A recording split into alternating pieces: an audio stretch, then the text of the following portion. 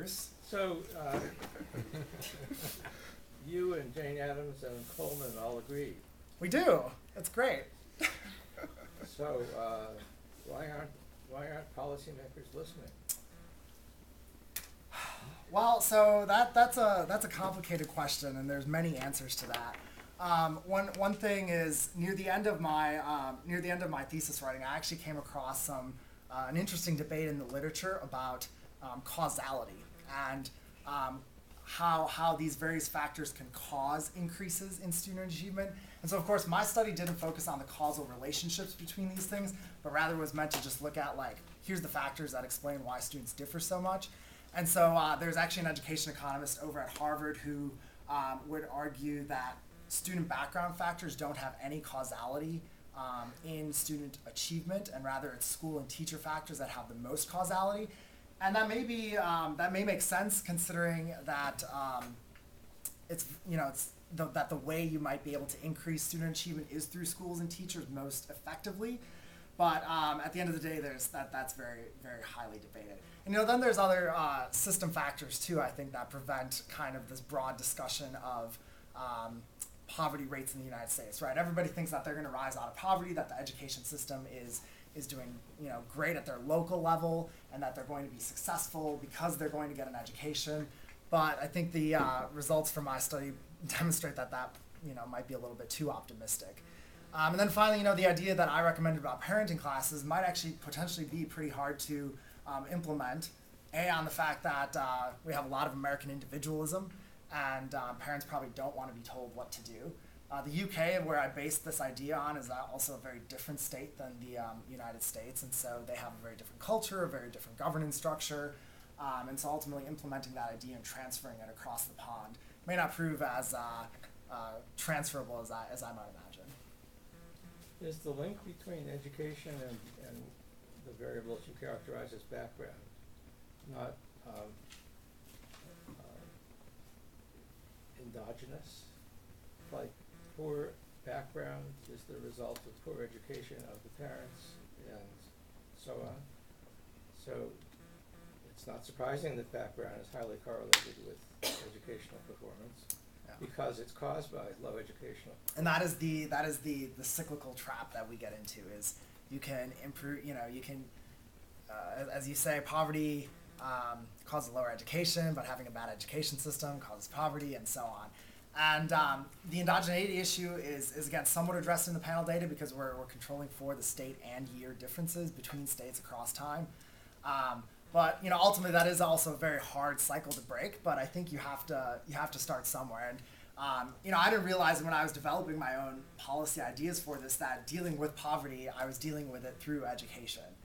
And so when we think about should we be focusing more on poverty or more on education, well, we really should be focusing on both. Because to solve poverty, you can improve education. To improve education, you can solve poverty. And so focusing on both at the same time would ultimately, I think, have the most benefit for students. So when you go to get your PhD and write about this... This doesn't count? You're not going to do your PhD? What kind of data would you think would help you overcome some of the issues that you've identified in this? Yeah, so that you haven't identified, but they're there. Yeah, so one of the things that I would go back to actually is where I started.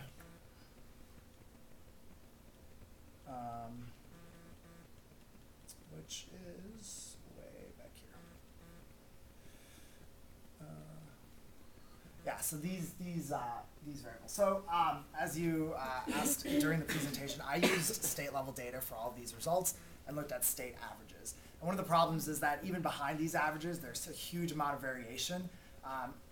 As we can see, Massachusetts certainly has a high percentage of proficient or advanced, but this also means that Massachusetts has, I can't do math as we all know, but 46% of students at the basic level. And so there's these variations even at the student level. And so ideally what we'd have is student level data where we wouldn't have to look at this like state level approach, but we could look at just like at the student level, what is for this student working, what is for that student working, and how is their achievement being impacted by the various factors in their life. The data collection phase of this study took a very long time though, because student level data is very hard to obtain. even from the government, from other sources. I pulled together a lot of data from various data sets and trying to find the consistent data for the panel data where it was available for 2003, 2005, 2007. Ends up being very tricky because organizations don't actually coordinate how they collect and report data. So ideally we would have all that student level data, and we'd have like an individual profile for each student and information on all the variables associated with them.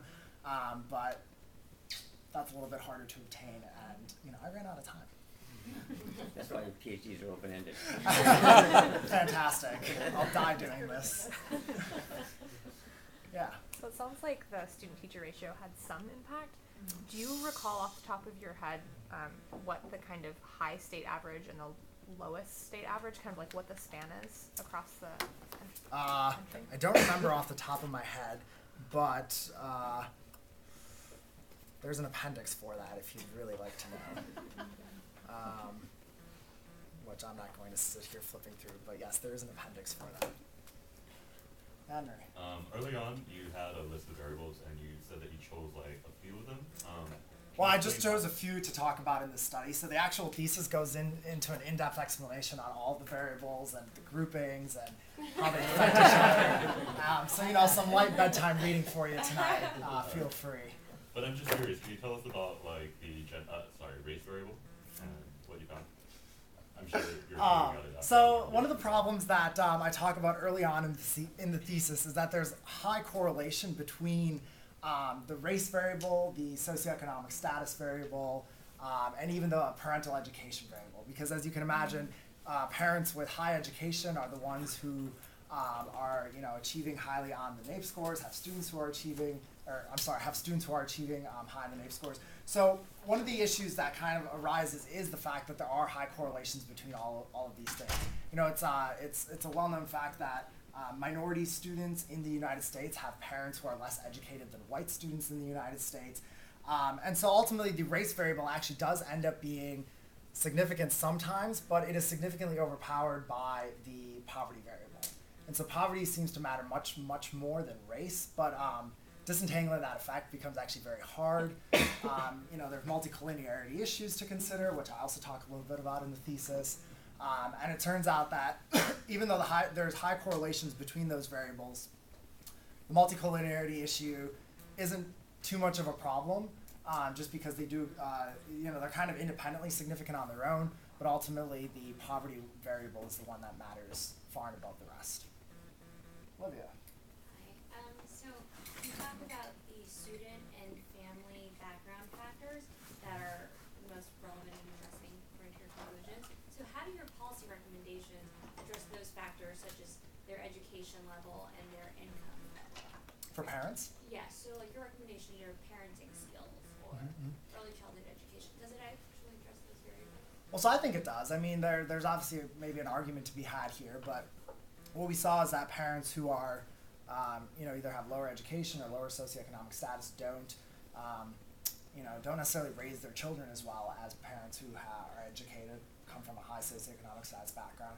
So it's not to say that we can change, we can't send parents back through the education system. We can't, for the most part, as I was demonstrated by the DC results, we can't change poverty rates to the extent necessary. So what we have to do is think about how can we give parents the skills necessary, the skills that they don't have to help their children succeed in the education system, so that the whole poverty and lacking education doesn't become a cyclical generational issue.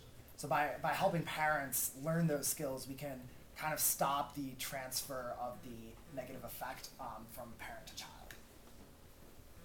Lisa. I'm not familiar with the UK model of this, but are there subsidies for the parents if they're in low socioeconomic? Yes, so the UK model is actually a market-based solution developed by the current Conservative government.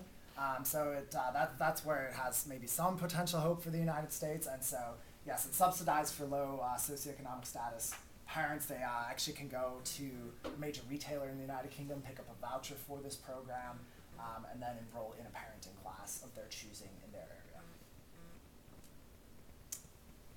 Yeah. So.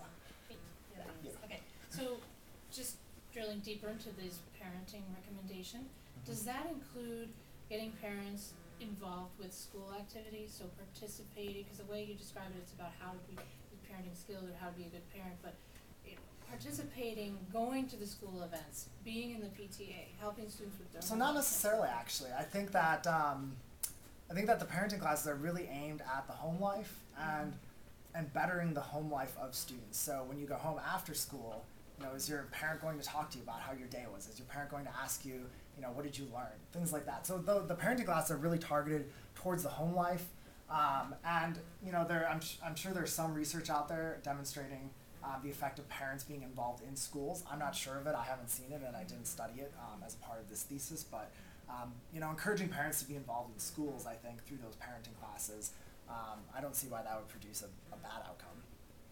So why not? One last question. You wanted to ask them? Yeah, I'll jump in. Yeah. Besides the UK model and kind of the parenting classes that they recommend, were you able to notice in the differences in these different states, how high performing states, do they have any specific educational policies that differ from the low education states? And can there be some learning done between the different states? Yeah, so you're basically asking me to answer the question that I posed in my title, which is great. And so I'm going to kind of give you a runaround answer to that question because I thought long and hard about like Massachusetts, really great performing state, Minnesota really great performing state, DC really bad performing. My results talked about student and family background factors. So I didn't look into like the specific programs offered within the states because the answer to the question I posed in my thesis is really nothing. Right? It's not that Massachusetts has necessarily done anything better in their education system. It's that Massachusetts has been endowed with students that perform better, students that have characteristics that simply do better than Washington, D.C. Having less poor students is going to be really, really helpful for your state's average education performance. And that's not something that an education program per se can change, right? It's going to be very hard to change those poverty rates, and Massachusetts isn't a state that has a great social safety net and is great at reducing poverty rates. Massachusetts is a state where high-income people live. And it's that kind of endowed trait of the state that really drives the variation. So unfortunately, there's very little teaching to be done here. Thank you, Roman. Thank you, everybody.